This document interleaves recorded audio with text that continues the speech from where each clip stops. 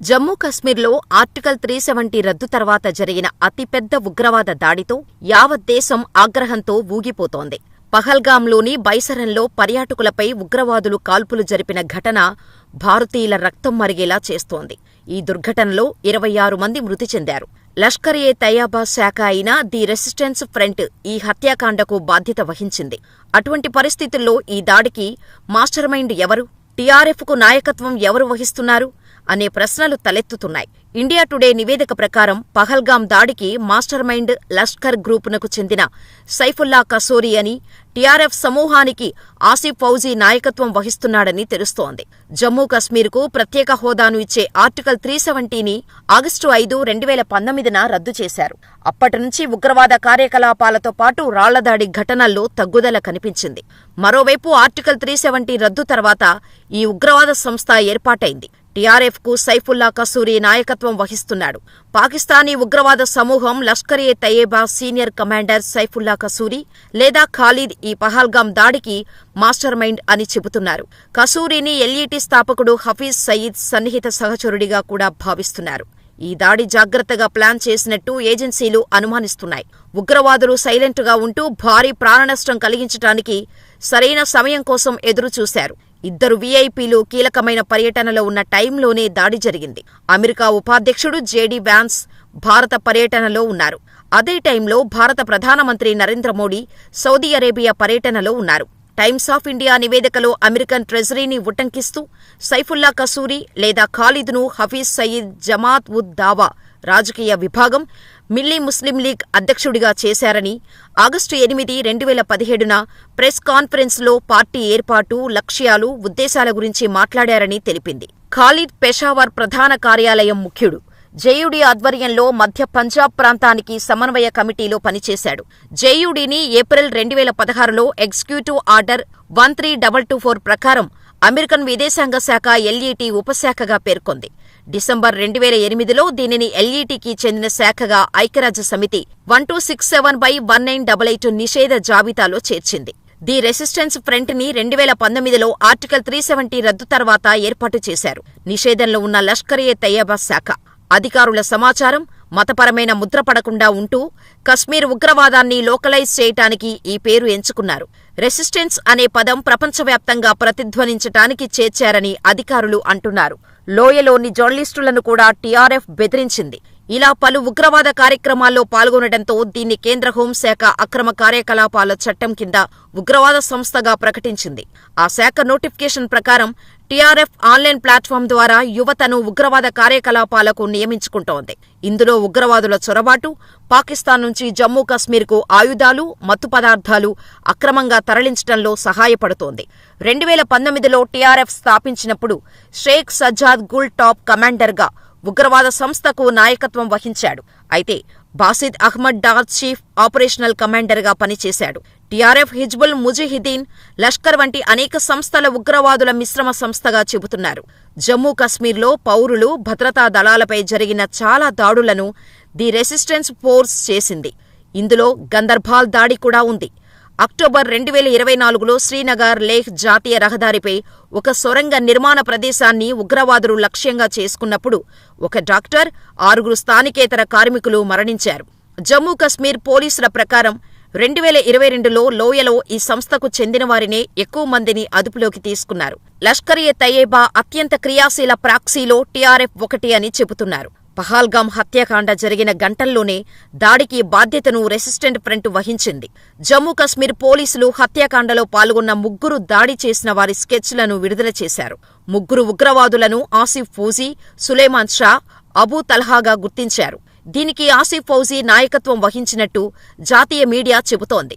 కొన్ని నివేదికలు అతను స్థానిక ఉగ్రవాది అని చెప్పగా, మరికొన్ని అతను పాకిస్తానీ సైన్యంతో పనిచేస్తున్నాడని, అందుకే అతని పేరు ఫౌజీ అని పేర్కొన్నాయి. చూసిన వారు ఇద్దరూ ఉగ్రవాదులు పష్తోలో మాట్లాడుతున్నారని చెప్పారు. ఇది పాకిస్తానీ మూలాన్ని సూచిస్తోంది. అయితే వారిలో ఇద్దరు బిజ్బేరా, త్రాల్కు చెందిన స్థానికులు అని తెలిసింది. ఏప్రిల్ 22న పహల్గాంలో జరిగిన దాడిని 4 నుంచి 5 పాకిస్తానీ ఉగ్రవాద ముఠా చేసిందని చెబుతున్నారు. రహస్య నివేదికల ప్రకారం పర్యాటకులపై దాడికి కొన్ని రోజుల ముందు వారు లోయలోకి చొరబడ్డారు. పాకిస్తాన్ దాని మద్దతు, నిధులతో ఉగ్రవాదులు దశాబ్దాలుగా జమ్మూ కశ్మీర్లో భయాందోళనలను సృష్టిస్తున్నారు. లష్కర్-ఎ-తయ్యబా, జైష్-ఎ-మహ్మద్, దాని ఉగ్రవాద నాయకుడు అందరూ పాకిస్తాన్కు చెందినవారు. కశ్మీర్లో చివరి పెద్ద ఉగ్రవాద దాడి ఫిబ్రవరి 2019లో జరిగింది. సీఆర్పీఎఫ్ కాన్వాయ్పై దాడి జరిగింది. దీనిలో సీఆర్పీఎఫ్కు చెందిన 40 మంది జవాన్లు అమరులయ్యారు. భారతదేశం బాలకోట్లో ఎల్ఓసీని దాటి వైమానిక దాడి చేసి ప్రతీకారం తీసుకుంది. ఇక మరోపక్క జమ్మూ కశ్మీర్లోని పహల్గాంలో జరిగిన ఉగ్రవాద దాడి తర్వాత భద్రతా సంస్థలు అప్రమత్తమయ్యాయి. ఉగ్రవాదులను పట్టుకోవటానికి లోయలో సైన్యం అణువణువూ గాలిస్తోంది. తనిఖీలను ముమ్మరం చేస్తోంది. ఇలాంటి టైంలో కూడా ఉగ్రవాదులు బోర్డర్ దాటే దుస్సహనానికి పాల్పడుతున్నారు. బారాములాలో వారిని భద్రతా దళాలు అడ్డుకున్నాయి. భారత సైన్యం చినార్ కార్ప్స్ బుధవారం ఎక్స్లో కీలక విషయం పోస్ట్ చేసింది. ఓ ఉగ్రవాదుల గుంపు ఉరి నాలా బారాములాల్లో బోర్డర్ దాటి వచ్చేందుకు ప్రయత్నించారు. సాధారణ ప్రాంతంలో చొరబడటానికి ప్రయత్నించగా నియంత్రణ రేఖ వద్ద వారిని సైనికులు అడ్డుకున్నారు. ఈ క్రమంలో కాల్పులు జరిపారు. భద్రతా దళాలు, ఉగ్రవాదుల మధ్య తీవ్రమైన కాల్పులు జరిగాయని, దీనిలో 2 ఉగ్రవాదులు చనిపోయారని సైన్యం తెలిపింది. ఉగ్రవాదుల వద్ద నుంచి అధిక మొత్తంలో ఆయుధాలు, బుల్లెట్లు, ఇతర ఆయుధ సామాగ్రి స్వాధీనం చేసుకున్నారు. ఘటనా స్థలం నుంచి 2AK సిరీస్ రైఫిల్స్, 5 మ్యాగజైన్లు, 1 పిస్టల్, 10 కిలోల RCIED కూడా స్వాధీనం చేసుకున్నారు. ఉగ్రవాదులు ఎక్కడి నుంచి వచ్చారు, వారి బ్యాక్గ్రౌండ్ ఏంటన్న విషయాలపై ఆరా తీస్తున్నారు. పాకిస్తాన్ నుంచి ఈ ఉగ్రవాదుల వద్ద నుంచి కార్ట్రిడ్లు, పాకిస్తాన్ కరెన్సీ, చాక్లెట్లు, సిగరెట్ల ప్యాకెట్లు కూడా లభించాయి. ఈ ఉగ్రవాదులు తమ వద్ద ఉన్న ఆయుధాలతో ద్వారా లోయలో మరో పెద్ద దాడిని చెయ్యాలని చూశారు. కానీ వారు చొరబాటు సమయంలోనే ఎన్కౌంటర్లలో సైన్యం తూటాలకు హతమైపోయారు. పహల్గాం దాడిపై రక్షణ మంత్రి రాజ్నాథ్ సింగ్ మాట్లాడుతూ, ఈ దారుణమైన దాడికి వ్యతిరేకంగా మొత్తం దేశం ఏకమై ఉంది. ఈ ఘటన నేపథ్యంలో ప్రభుత్వం అవసరమైన అన్ని చర్యలు తీసుకుంటుందని నేను దేశ ప్రజలకు హామీ ఇస్తున్నాను. ఈ ఘటనకు కారణమైన వారిని మాత్రమే కాదు, వెనుక ఉండి ఎక్కడో కూర్చొని భారతదేశంలో ఇటువంటి దుష్ట ధ్వంస రచనకు కుట్ర పన్నిన వారందరినీ కూడా మేము చేరుకుంటాము. మోడీ ప్రభుత్వం గురువారం సర్వపక్ష సమావేశం ఏర్పాటు చేసింది. పహల్గాం దాడిపై పార్లమెంటులో అన్ని పార్టీల నేతలతో చర్చించనున్నారు. ఇప్పటికే పాకిస్తాన్పై ప్రతీకార చర్యలు తీసుకుంది. 5 కీలక నిర్ణయాలు ఇప్పుడు పాకిస్తాన్ని ఉక్కిరిబిక్కిరి చేయబోతున్నాయి.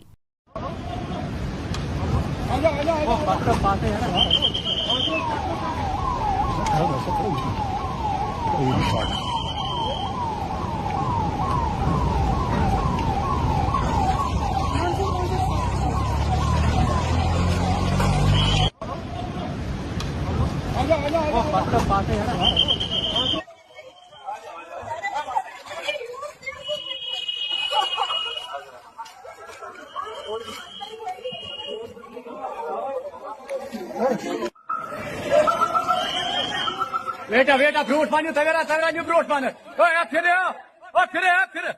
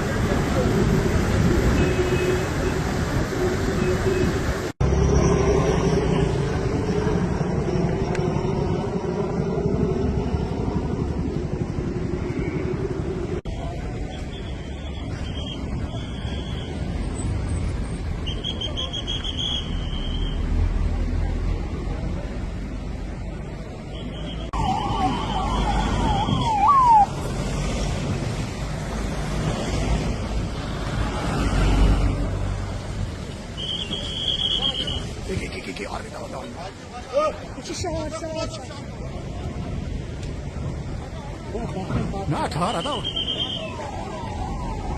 ऐसा करो ఇది షార్ట్స్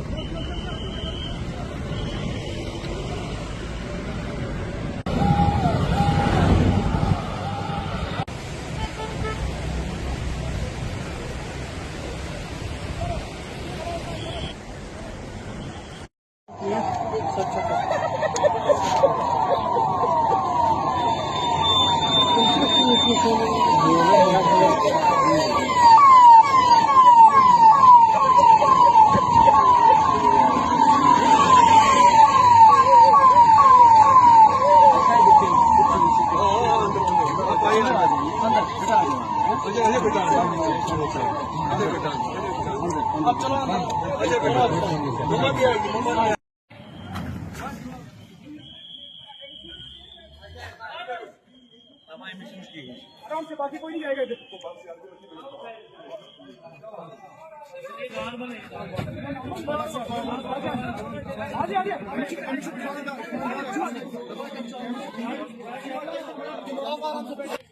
कोई बात नहीं आप थोड़ा